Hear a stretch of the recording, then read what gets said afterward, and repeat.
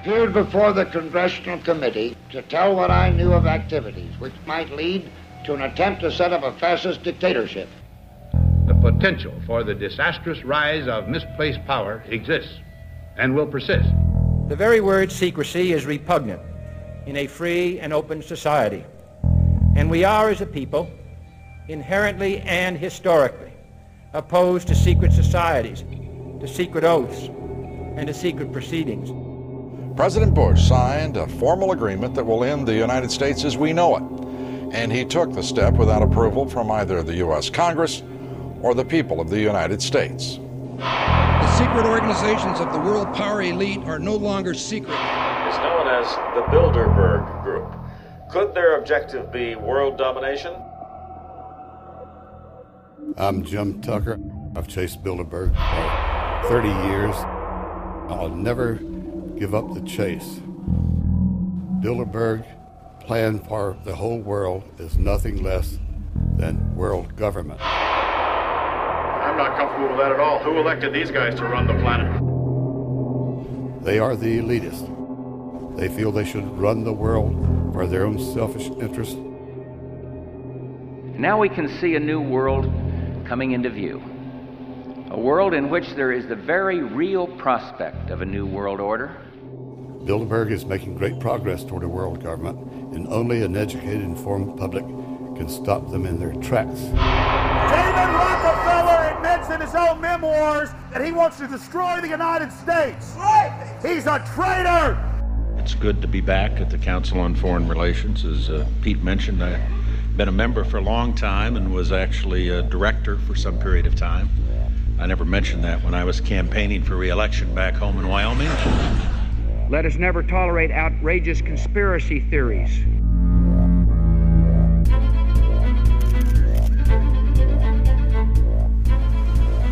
I need you to move off the property, please. Some shots were fired.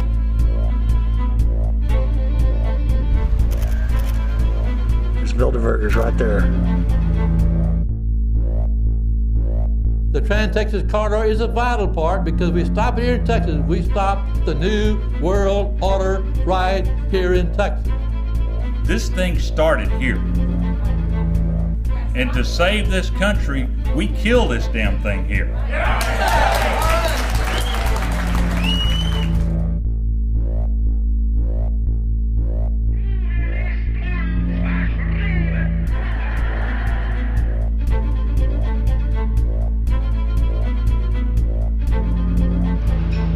A chance for the President of the United States to carry out a phrase his father used, and that is a New World Order.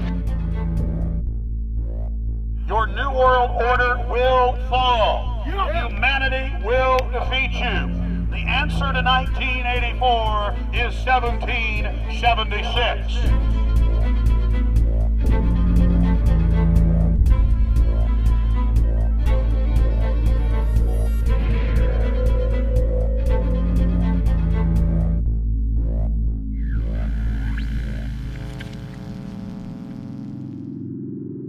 In the near future, Earth is dominated by a powerful world government.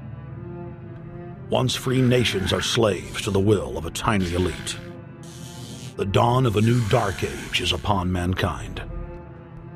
Countries are a thing of the past. Every form of independence is under attack, with the family and even the individual itself nearing extinction. Close to 80% of the Earth's population has been eliminated.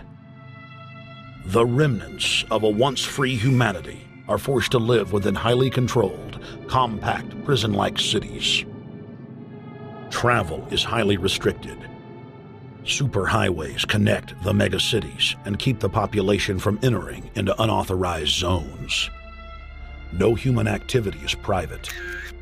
AI supercomputers chronicle and categorize every action. A prison planet dominated by a ruthless gang of control freaks, whose power can never be challenged. This is the vision of the global elite, their goal. A program of total dehumanization, where the science of tyranny is law. A worldwide control grid, designed to ensure the overlord's monopoly of power forever. Our species will be condemned to this nightmare future unless the masses are awakened to the New World Order master plan and mobilized to defeat it. Erected by a secretive group, the Georgia Guidestones are a testament to the elite's plan for a world religion, global laws, with a global court and army to enforce it. And set in stone, it is written that the population never rise above 500 million.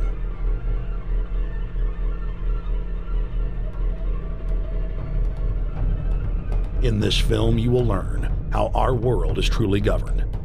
You will see how highly secretive roundtable groups interlock to form a global intelligence network. This group has been steering planetary affairs for hundreds of years. Now, in the final stage, they prepare for open world government. A goal tyrants throughout history have lusted after. Dr. Michael Kaufman is a published ecologist specializing in ecosystem research, forest ecology, and ecosystem classification. Dr. Kaufman played a key role in blocking the ratification of the Convention on Biological Diversity in the U.S. Senate. The concept of a New World Order has been around for centuries. It's been receiving tremendous play over the last half of the 20th century. George Bush, the first senior president, George Bush, used it a lot in his speeches and really implies that he really wants to see a order in which we have a universal or a global type of governance in which every human being on planet Earth is ultimately responsible to policies that are being formulated at the international level. It is a big idea, a new world order.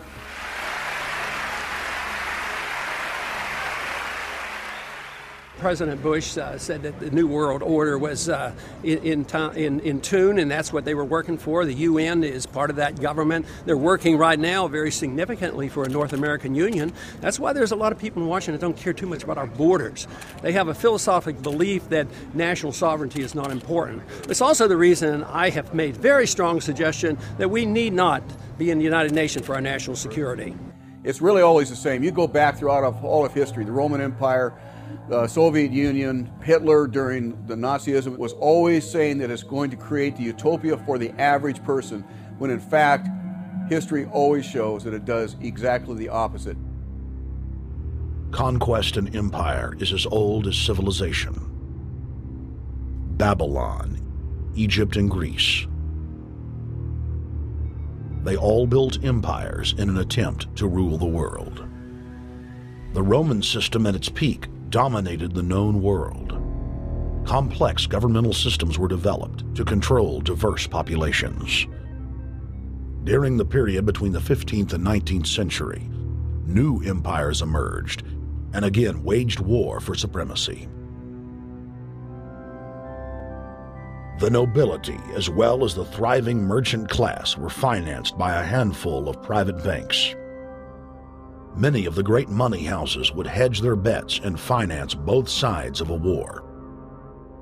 Sophisticated intelligence-gathering networks gave the financiers a clear edge over the governments they were slowly gaining control of. On the 18th of June, 1815, agents of the British arm of the Rothschild family looked on as Emperor Napoleon Bonaparte fought desperately to save his army from the jaws of a British-Prussian pincer attack. A Rothschild agent was able to get the news of Napoleon's defeat at the hands of Lord Wellington to Nathan Rothschild, a full 20 hours before the news reached London. Nathan, the head of the British arm of the Rothschild family, put out the rumor to the London Stock Exchange that Napoleon had won the war. Stocks plunged by 98%, and Rothschild was then able to buy up the entire British economy for pennies on the pound. When the news of Napoleon's defeat finally arrived, stocks soared. Britain was now the undisputed ruler of Europe, and Rothschild ruled England. The already dominant British Empire grew even more aggressive. Her troops and bureaucracy spread across the globe. the sun never set on Britannia's holdings. The banking cartel funded, in fact, since about 1800, they have funded both sides of almost every war. And of course, they're getting the interest off of the loans that they've given the various governments and the wars that they have actually helped stimulate and create. By 1900, Germany was a rising force and a leader of the Industrial Revolution. World War I, for instance, there was absolutely no reason to have World War I, except that it was an ideal opportunity for the banking cartel to make a pile of money by funding both sides of that particular war. On June 28, 1914, the heir to the Austrian-Hungarian throne, Archduke Franz Ferdinand, was assassinated while traveling in a motorcade.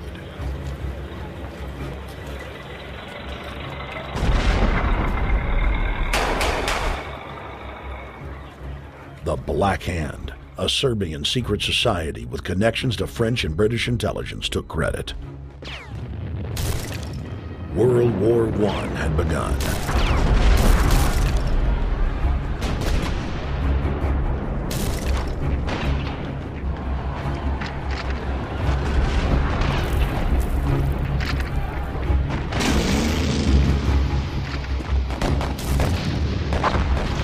Armaments companies financed by Rothschild-controlled banks in Germany, France, England, and Austria bankrolled all the factions.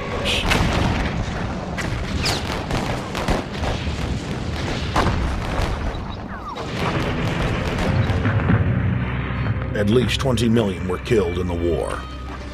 It was a conflict so terrible the people vowed to never fight again. They dubbed it the war to end all wars. Question is, why did they want war? Well, first of all, is money and power. But secondly, they wanted to create the League of Nations. They had this in their plans all along, and as a consequence, once the war was over or about to be over, they began to formulate this idea of a League of Nations so this would never ever happen again.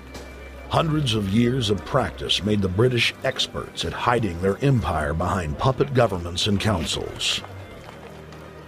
In the name of stopping all future conflicts, they proposed that countries would join a League of Nations.